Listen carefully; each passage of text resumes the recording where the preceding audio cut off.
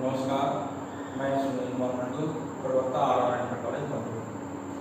आज आप लोगों के लिए कक्षा 11 के लिए केमिकल बॉन्डिंग चैप्टर जो इससे पहले हमने पढ़ाया था उसी का अगला पार्ट लेकर के उपस्थित हुआ हूँ, जिसमें इलेक्ट्रोवैलेंट बॉन्ड्स जो हमने समझाया था। तो इस इलेक्ट्रोवैलेंट बॉन्ड्स बनने के लिए कौन कौन से कंडीशंस होने चाहिए या उस इलेक्ट्रोवैलेंट कंपाउंड्स के क्या कैरेक्टर्स होते हैं, लक्षण क्या होता है, कैरेक्टरिस्टिक्स क्या होते हैं, उसको लेकर के आया हूँ। उम्मीद है आप लोगों को समझ में आएगा और कोई ऐसा टफ कुछ नहीं है। अगर आप लोग समझना चाहेंगे बहुत आसानी से समझ सकते हैं इलेक्ट्रोवैलेंट बॉन्ड्स बनाने की कंडीशंस क्या क्या होते हैं। ठीक है, यानी कि वैद्युत संयोजक बंध बनाने के आवश्यक परिस्थितियां, यानी कि क्या कंडीशंस, परिस्थितियां क्या होती हैं। परिस्थितियां, ठीक है।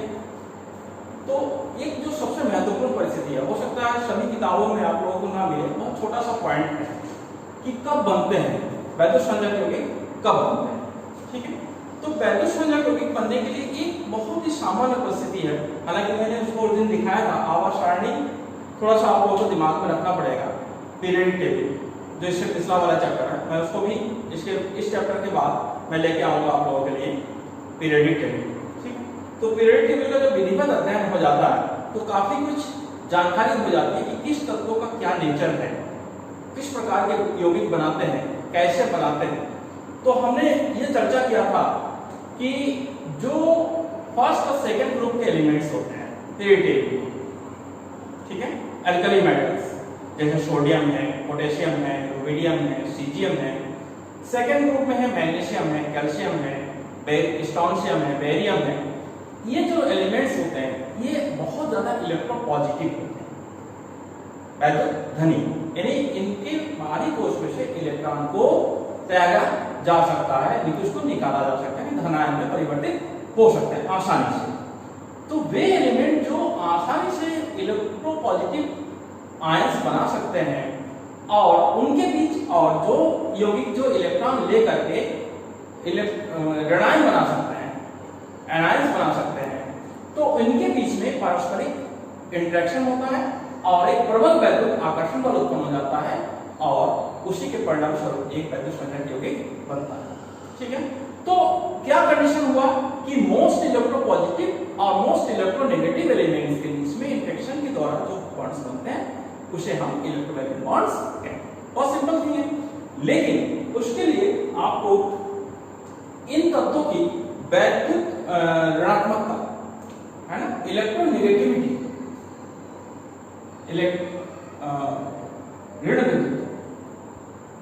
ऋण विद्युत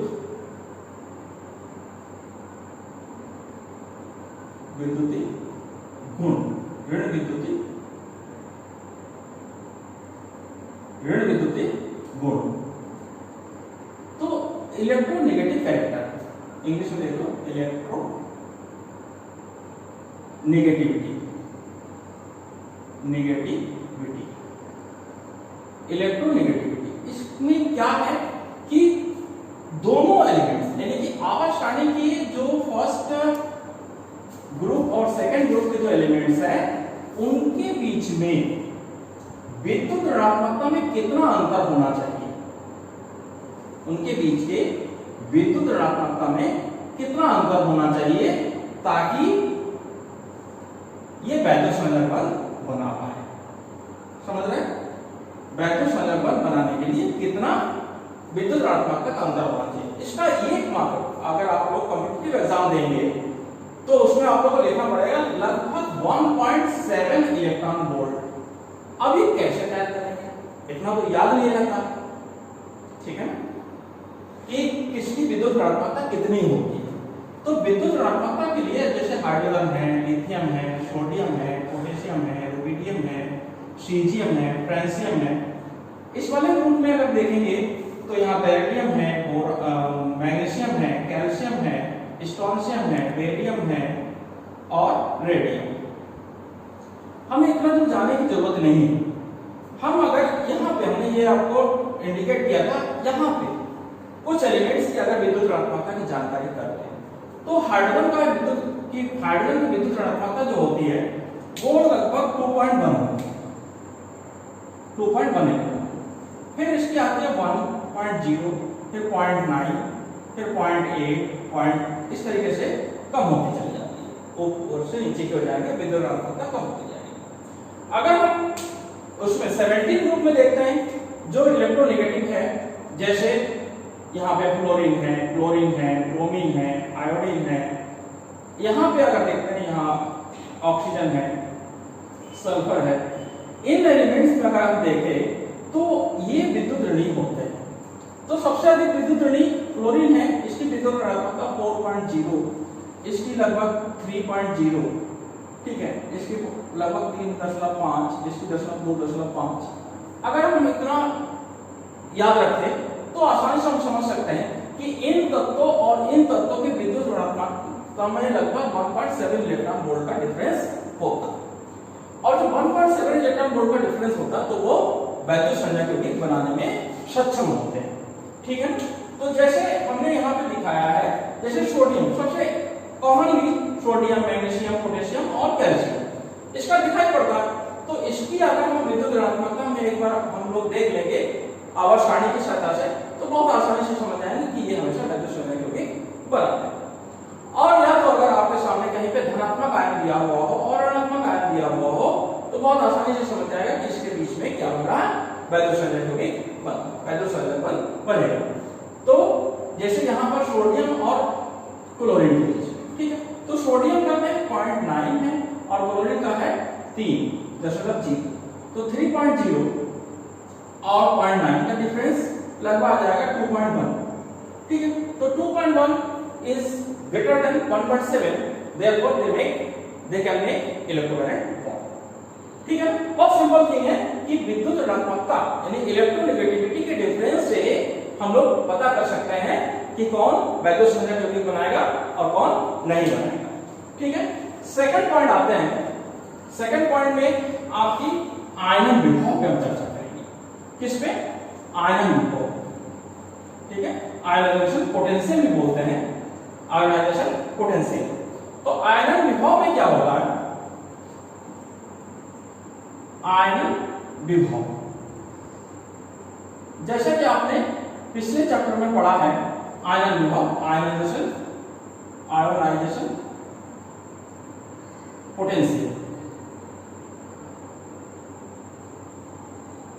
ठीक है। आयनाइजेशन पोटेंशियल, आयनन विभव क्या होगा कि अगर कोई तत्व गैसीय अवस्था में, किस अवस्था में? गैसीय सिस्टम में, गैसीय अवस्था में, और गैसीय अवस्था में होने पर और विलंब हो यानी कि किसी दूसरे के साथ जुड़ा हुआ ना, ऐसी अवस्था में उसके बाह्यतम कोश में से एक इलेक्ट्रॉन निकालने के लिए जितनी ऊर्जा की जरूरत पड़ती है उसे हम आयनन विभव कहते हैं। तो सिंपल इसका मतलब क्या हुआ कि वे तत्व जिनका आयनन विभव कम होगा, इसका मतलब क्या हुआ कि जो आसानी से इलेक्ट्रॉन त्याग कर सकेंगे, वे वैद्युत संयोजक बंध बनाने में उपयुक्त हैं। They are eligible for making of electrovariant bond. जैसे कि आपका लिथियम है, सोडियम है, पोटेशियम है, ठीक है, इनके बाहरी कोश में एक इलेक्ट्रॉन है 2,8,1, 2,8,8,1। तो जिनके बाहरी कोश में एक इलेक्ट्रॉन है, ये आसानी से इलेक्ट्रॉन त्याग करके क्या बना सकते हैं? Li+ ion, Na+ ion, Ka+ ion, ठीक है ना। तो ये क्या है? स्थायी बन जाते हैं और इसकी विद्युत आयनन विभव Ip बोलते हैं, Ip या IE आयनाइजेशन एनर्जी भी बोलते हैं, ये वेरी लो होना चाहिए, वेरी लो होना चाहिए। एक कंडीशन है कि वे तत्व जिनका आयनन विभव कम होता है वे भी इलेक्ट्रोवैलेंट बॉन्ड बना सकते हैं या आसानी से बना सकते हैं। याद रखेंगे, बहुत सिंपल है कि पीरियड टेबल में प्रथम वर्ग और द्वितीय वर्ग, ठीक है। फर्स्ट ग्रुप और सेकंड ग्रुप के तत्व हमेशा इस प्रकार के गुण प्रदर्शित करते हैं। तीसरे पॉइंट पे आते हैं कि जिसे हम कहते हैं इलेक्ट्रॉन बंधुता। देखिए एक केमिस्ट्री में क्या होता है कि एक चैप्टर दूसरे चैप्टर से जुड़ा होता रहता है। अगर हम एक चीज नहीं समझ पाएंगे तो दूसरा चीज ना समझ सकते हैं ना समझा सकते हैं। तो आप लोग इसमें बहुत गौर कीजिएगा कि जैसे पावर सारणी में हमने पढ़ा है या और आगे और आपको डिफाइन करेंगे, क्योंकि शुरुआत में जो क्लासेस चल रहे थे उसके अनुसार मैंने पढ़ाया, फिर इसी व्यवस्था से फिर पढ़ाएंगे आपको। इलेक्ट्रॉन बंधुता क्या होता है? इलेक्ट्रॉन एफिनिटी कि किसी तत्व की गैसीय अवस्था में उसके बाह्यतम कोश में आउटरमोस्ट सेल में एक इलेक्ट्रॉन जोड़ने के लिए जितनी ऊर्जा की आवश्यकता पड़ती है या जितनी ऊर्जा निर्मुक्त होती है, दोनों कंडीशन है। क्योंकि इलेक्ट्रॉन बंधुता धनात्मक हो सकता है और ऋणात्मक हो सकता है। इलेक्ट्रॉन बंधुता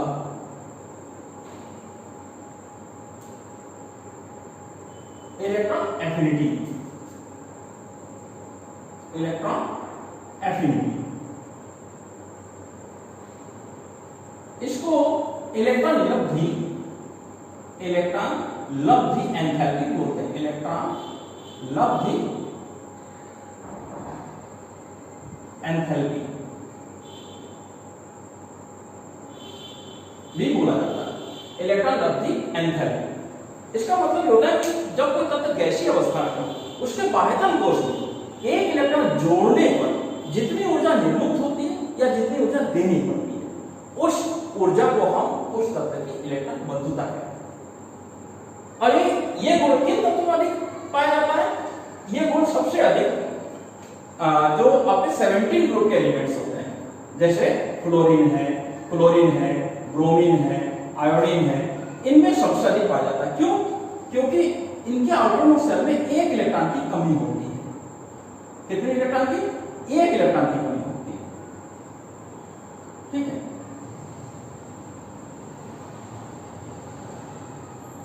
इस तरीके से तो जैसे ब्रोमीन है, इसके बाहरी कोश में 2,8,18,7, फिर आयोडीन है 2,8,18,18,7। तो आउटरमोस्ट सेल में जिनके 7 इलेक्ट्रॉन होते हैं, इनकी asking power for completion of their outermost cell सबसे ज्यादा होती है, ग्रेटर देन अदर एलिमेंट्स। क्यों? क्योंकि वो एक इलेक्ट्रॉन ग्रहण करके अपना नजदीकी स्थायी अवस्था में बदलना चाहता है। ठीक है, यानी कि अपनी गैसों की संरचना प्राप्त करना चाहते हैं, स्थायी बनना चाहते हैं। तो इसकी आस्किंग पावर केवल एक इलेक्ट्रॉन की है, तो बहुत आसानी, सबसे अधिक आस्किंग पावर किसकी होती है? क्लोरीन की होती है, फिर क्लोरीन की होती है। कुछ कारण है जिसमें हमने आपको डिस्कस किया होगा। क्लोरीन की सबसे अधिक होती है, फिर फ्लोरीन, फिर ब्रोमीन, फिर आयोडीन, तो इसकी आस्किंग पावर सबसे अधिक होती है। तो इसका मतलब क्या है? इलेक्ट्रॉन बंधुता सबसे अधिक इसकी है, और अधिक होने के कारण ये बहुत आसानी से ऋणायन बना लेते हैं। क्लोरीन, ब्रोमीन, आयोडीन, ये आसानी से ऋणायन बना लेते हैं। और जो आसानी से ऋणायन बना लेते हैं वो क्या करते हैं? बहुत आसानी से इलेक्ट्रोवैलेंट बॉन्ड बना सकते हैं। फिर फोर्थ पॉइंट आते हैं। फोर्थ पॉइंट में आता है कि जिसकी जालक ऊर्जा सबसे कम होगी। ठीक है, जालक ऊर्जा क्या होता है? कुछ कंडीशंस हैं, आप लोगों को बहुत माइन्यूट में ध्यान देना पड़ेगा। जालक ऊर्जा, लैटिस एनर्जी, जालक ऊर्जा, इसको बोलते हैं लैटिस एनर्जी। ठीक है, जिसकी लैटिस एनर्जी सबसे कम होगी उसकी भी इलेक्ट्रोवैलेंट बॉन्ड बनाने की प्रवृत्ति सबसे अधिक होगी। जालक ऊर्जा किसे कहते हैं? कि जालक ऊर्जा का मतलब बहुत सिंपल ही है, आपको बताऊं। एक मोल जालक का मतलब होता है जालक का मतलब होता है कोई वैद्युत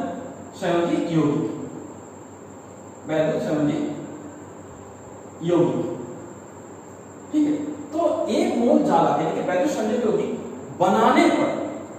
बनाने पर जितनी ऊर्जा निर्मुक्त होती है, बनाने पर जितनी ऊर्जा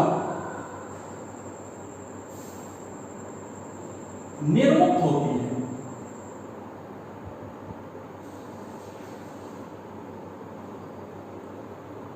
वह उसकी जालक ऊर्जा कहलाती है, ऊर्जा कहलाती है। ठीक है, तो जैसे मान लो हम एक मेटल है धनात्मक आवेश युक्त और एक नॉन मेटल है ऋणात्मक आवेश युक्त, एक धनायन है और एक ऋणायन है। ठीक है, तो ये दोनों संयुक्त होने से एक आपका वैद्युत संधायक यौगिक बनेगा, वैद्युत संधायक यौगिक बनेगा। और इसके निर्माण में जितनी ऊर्जा निर्मुक्त होगी, निर्मुक्त ऊर्जा जितनी होगी वो उसकी जालक ऊर्जा, ये ऊर्जा क्या कहलाएगी? जालक। तो जालक ऊर्जा जिसकी सबसे अधिक होगी उसके इलेक्ट्रोकरेंट बॉन्ड बनाने की प्रवृत्ति सबसे अधिक होगी। ठीक है, इसके बाद हम लोग जैसे कुछ चार कंडीशन निर्मुक्त की, यहाँ पे शायद आपको इसका लिंक थोड़ा सा निर्मुक्त। ठीक है, निर्मुक्त होती है जिसकी सबसे अधिक जालक ऊर्जा होगी। जालक ऊर्जा ज्यादा होने पर उनकी वैद्युत संधायक बनाने की प्रवृत्ति अधिक होगी। ये ध्यान देना है कि निर्मुक्त ऊर्जा यानी कि जालक ऊर्जा जिसकी अधिक होगी उसकी वैद्युत संधायक बनाने की प्रवृत्ति अधिक होगी। ठीक है, ये चार पॉइंट हमने आपको दिया और चारों पॉइंट आपको ध्यान से पढ़ना है, तैयार करना है। उसके बाद आते हैं इनके लक्षण क्या होते हैं, वैद्युत संधायक यौगिक के क्या लक्षण होते हैं। देखा है आप लोगों ने कि कॉमनली जो हम लोग वैद्युत संधायक यौगिक हम अपने जीवन में यूज करते हैं, मैं एग्जांपल वही देना चाहूंगा जो अपने दैनिक जीवन में यूज करते हैं। तो जैसे खाने वाला नमक, ठीक है, तो वैद्युत संधायक यौगिकों के अभिलक्षण, ठीक है, अभिलक्षण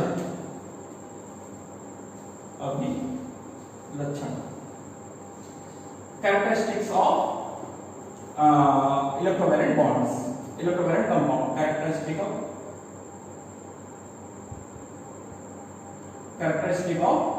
इलेक्ट्रोवैलेंट कंपाउंड्स। ठीक है, कैरेक्टरिस्टिक ऑफ इलेक्ट्रोवैलेंट कंपाउंड। इसमें क्या होगा कि जो हमने अभी एग्जांपल बताया कि जो खाने वाला नमक है, ठीक है, NaCl, बहुत आसानी से हम लोग देख सकते हैं, बड़े बड़े टुकड़ों में होते हैं, हम लोग जो यूज करते हैं वो पाउडर का मतलब छोटे छोटे टुकड़ों दानेदार होते हैं, है ना, पिसा हुआ नमक जिसे कहते हैं, आयोडाइज नमक कहते हैं। तो पिसा हुआ होता है, उसका जो ओरिजिनल फॉर्म होता है बड़े बड़े टुकड़े होते हैं, यानी कि सॉलिड अवस्था में, ठीक है, ठोस अवस्था। तो ठोस अवस्था की सबसे पहले चर्चा करते हैं, इसकी जो ठोस अवस्था होती है वो कैसे होती है। ठोस अवस्था में जो जालक का निर्माण होता है, क्या होता है? जालक। जो जालक का निर्माण होता है उसमें हमने 12th क्लास में हम सॉलिड स्टेट में पढ़ाएंगे, आप लोग पहले जनरल एक जानकारी कर लीजिए कि जालक होते हैं। जालक का मतलब ये समझ लो कि जो आयंस होते हैं उसका नेटवर्क, जो एक सॉलिड संरचना कोई भी, जैसे मान लो हमारा एक पेन है, ये डस्टर है, तो डस्टर में जो सॉलिड पार्टिकल्स है, कोई कोई छोटे छोटे पार्टिकल्स मिलकर के तो सॉलिड इसकी संरचना बनी है। तो जो पार्टिकल्स एक दूसरे से शॉर्ट करके इस संरचना का निर्माण किया है, उस संपूर्ण संरचना को हम जालक कहते हैं, नेटवर्क ऑफ द आयंस और एटम्स। ठीक है, तो ठोस अवस्था में क्या होता है कि ठोस अवस्था में जो मॉलिक्यूल्स होते हैं या उसके जो आयंस होते हैं बहुत सटे होते हैं, एक दूसरे से चिपके होते हैं, उसके बीच में अंतर अणु अवकाश, इंटरमॉलिक्यूलर स्पेस सबसे कम होता है, तो उसकी एक विशेष संरचना बनती है। ठीक है, जैसे आपका इधर इलेक्ट्रोवैलेंट कंपाउंड है, तो जब इलेक्ट्रोवैलेंट कंपाउंड्स के बारे में आप लोग पढ़ते हो तो उसकी जो एक संपूर्ण एक जालक संरचना है, तो इसकी एक 3D संरचना अगर बनाते हैं, ठीक है, एक 3D संरचना अगर बनाते हैं तो इस प्रकार से दिखाई पड़ेगा। इसकी एक इकाई सेल, एक जैसे हम लोग बॉडी में सेल्स होते हैं ना, कोशिका होते हैं, उसी प्रकार ठोस अवस्था में एक इकाई सेल होती है। तो एक इकाई सेल ऐसे बहुत सारे इकाई सेल मिल करके एक ठोस संरचना का निर्माण करते हैं। अभी आप लोगों को हमने पढ़ाया है कि वैद्युत संधायक यौगिक में जो आयंस होते हैं, विपरीत आवेशित आयन, उनके बीच में एक प्रबल वैद्युत आकर्षण बल होता है। क्या होता है? प्रबल वैद्युत आकर्षण बल, वैद्युत आकर्षण आकर्षण बल, आकर्षण बल, ठीक है। ठोस वैद्युत आकर्षण बल होता है और वैद्युत आकर्षण बल प्रबल होने के कारण उसके बीच में बिल्कुल गैप नहीं होता, सटा हुआ होता है। तो क्या होता है इसके चारों तरफ, जैसे मान लो एक इकाई सेल है तो इसके इस तरफ भी होंगे, इस तरफ भी होंगे, पीछे भी होंगे, ऊपर भी होंगे, हर तरफ से आयंस इसके, मतलब जैसे मान लो अगर सपोज ये पॉजिटिव आयंस है, इसके नेगेटिव आयंस इसके चारों तरफ आठों तरफ से 8 दिशाओं में से इसके साथ में चिपके होते हैं, ठीक है। तो वैद्युत संयोजक यौगिकों की जो ठोस अवस्था होती है बहुत ही मजबूत होती है, उसके आयन बहुत सटे हुए होते हैं और ठोस अवस्था में ये विद्युत के कुचालक होते हैं। अब एक बहुत महत्वपूर्ण पॉइंट है, यहाँ पे क्वेश्चन बहुत ज्यादा अराइज होता है कि वैद्युत संयोजक यौगिक ठोस अवस्था में विद्युत के कुचालक होते हैं, विद्युत के कुचालक होते हैं। अब यहां पे क्वेश्चन अराइज हुआ कि विद्युत के कुचालक कैसे हो गए, ये तो आयनिक यौगिक है, बिल्कुल ठोस अवस्था, लेकिन जब मेल्ट हो जाएगा, गल जाएगा या जलीय विलयन में विलय कर देंगे, घोल देंगे, सॉल्यूशन बना देंगे, तो विद्युत के बहुत प्रबल चालक हो जाएंगे। यानी कि मेल्ट अवस्था में या विलयन की अवस्था में इसके आयन मुक्त हो जाएंगे। आयन क्या हो जाएंगे? मुक्त हो जाएंगे, फ्री हो जाएंगे। जब आयन फ्री हो जाएंगे मेल्ट अवस्था में तो क्या हो गया, विद्युत के सुचालक हो जाएंगे, विद्युत के सुचालक हो जाएंगे, ठीक है। बहुत महत्वपूर्ण क्वेश्चन है। जब मेल्ट अवस्था में नहीं है, ठोस अवस्था में है तो विद्युत के कुचालक है, लेकिन जब मेल्ट हो गया, गल गया, गलित अवस्था इसे कहते हैं हिंदी में, गलित अवस्था में या विलयन की अवस्था में जब उसके आयन मुक्त हो जाते हैं तो विद्युत के प्रबल चालक हो जाते हैं, ठीक है। फिर इसके बाद हम अगले पॉइंट्स पे आते हैं, इसकी जल में विलेयता। देखिए वैद्युत संयोजक यौगिक विलेयता में यहां देखते हैं, विलेयता यानी सॉल्युबिलिटी,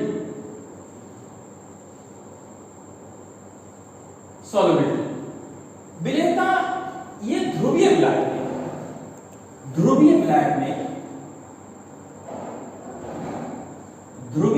में विलेय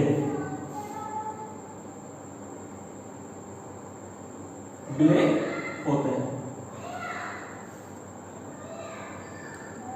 लेकिन अध्रुवीय विलायक में अविलेय होते हैं। अध्रुवीय विलायक में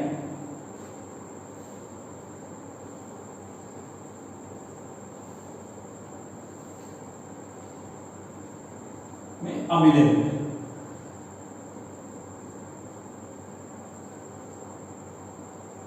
इसका क्या मतलब है? ध्रुवीय विलायक और अध्रुवीय विलायक क्या होता है? ध्रुवीय विलायक का मतलब जैसे सपोज हम एक किसी अणु की बात करते हैं, कोई विलायक है जिसमें कोई पदार्थ बोला जाता है, विलायक कहते हैं।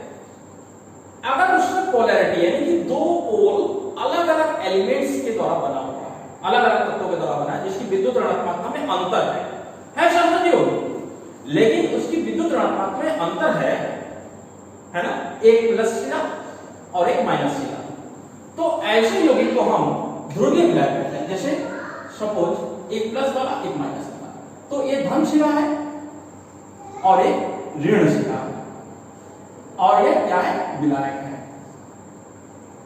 ठीक है। तो जैसे जल H2O, तो H2O में भी ऐसा ही होता है कि एक OH माइनस आयन वाला सिरा और एक H प्लस आयन वाला सिरा, ऐसा होता है। तो ऐसे विलायक जिसमें ध्रुवणता पाई जाती है, क्या पाई जाती है? इस प्रकार के गुण को कहते हैं ध्रुवणता, पोलैरिटी, ध्रुवणता। तो जिसमें ध्रुवणता पाई जाती है ऐसे विलायक में तो ये भूल जाएगा। कैसे? देखिए इसका एग्जांपल मैं दूंगा। जैसे सपोज आपके एक ठोस अवस्था है, ठीक है, एक ठोस अवस्था है और ठोस अवस्था में धन और ऋण समान संख्या में है ना, 3D संरचना बना करके ये रहते हैं, ठीक है। इस तरीके से एक ठोस अवस्था का निर्माण, और ठोस अवस्था का एक जालक है, क्या है? एक जालक, ठोस जालक, ठोस जालक, समझ गए? ये ठोस जालक है और इसमें धन और ऋण, मतलब यहां प्लस है, प्लस प्लस प्लस, और इसमें सपोज इसमें जो है माइनस है बीच में, माइनस माइनस माइनस, फिर इसमें माइनस है, फिर माइनस माइनस माइनस, इस प्रकार से माइनस माइनस माइनस माइनस। ठीक है, हम एक छोटा सा एग्जांपल हम दे रहे हैं जालक का। तो इसमें जब इसके आयंस, जैसे मान लो एक ठोस अवस्था है, वैद्युत संयोजक यौगिक है, और जब इसको हम किसी ध्रुवीय विलायक में घोल दिए, तो ध्रुवीय विलायक हमने क्या बताया कि उसके दो सिरे होंगे, ठीक है, एक प्लस वाला और एक माइनस वाला, ठीक है, एक प्लस वाला और एक माइनस वाला, छोटा कर लेते हैं इसको, ठीक है। तो इसमें कौन सा सिरा आएगा? मान लो ये विलायक है, तो विलायक का ये अगर माइनस वाला आयन है तो इसके सिरे पे प्लस वाला, ये विलायक इसके नजदीक आ गया, तो विलायक जब नजदीक आ गया तो विलायक के प्लस वाला सिरा इसके साथ में और माइनस वाला सिरा इसको दूर वाले हिस्से में रहेगा। तो इसके बीच में यानी कि ऋण आयन और विलायक का धन सिरा के बीच में एक बल उत्पन्न हो जाएगा, यहां पर एक बल उत्पन्न हो जाएगा, स्थिर वैद्युत बल, स्थिर वैद्युत बल, समझ रहे हैं? देखिए यहां पर इनके बीच में भी स्थिर वैद्युत बल है, यहां इसके बीच में भी है, इसके बीच में भी है, लेकिन जब ये विलायक है, ये क्या है? विलायक के अणु है, ध्यान देना, ये विलायक के अणु है। तो विलायक के अणु और जो आपका वैद्युत संयोजक यौगिक है उसके आयन के बीच में जो बल उत्पन्न हुआ, इस स्थिर वैद्युत बल और इन जालक के बीच में, यानी कि जालक ऊर्जा से जब इस विलायक के स्थिर वैद्युत बल ज्यादा हो जाएगा,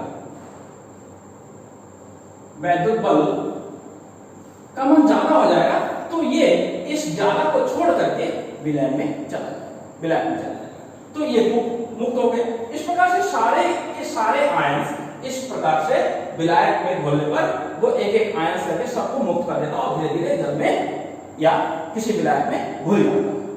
ये इसका एक महत्वपूर्ण पॉइंट है। इसके बाद जैसे विलेयता है, उसके बाद आपके क्वथनांक गलनांक, ठीक है, बॉइलिंग पॉइंट और मेल्टिंग पॉइंट भी आपको पढ़ना पड़ेगा। तो आप समझ रहे हो कि इलेक्ट्रोवैलेंट बॉन्ड इतना मजबूत है तो उसको तोड़ने के लिए भी अधिक बल की जरूरत पड़ेगी, अधिक ऊर्जा की जरूरत पड़ेगी, इसलिए उसकी क्वथनांक और गलनांक भी अधिक होता है, ठीक है। तो इस 3 पॉइंट में मैं इसको यहीं पे समाप्त करना चाहता हूं इस पॉइंट को। इसके बाद फिर अगले टॉपिक में, अगले पार्ट में हम लेकर आएंगे। उम्मीद है आप लोगों को इस तरीके से पढ़ाना समझ में आया होगा, ठीक है, ठीक, धन्यवाद आपको।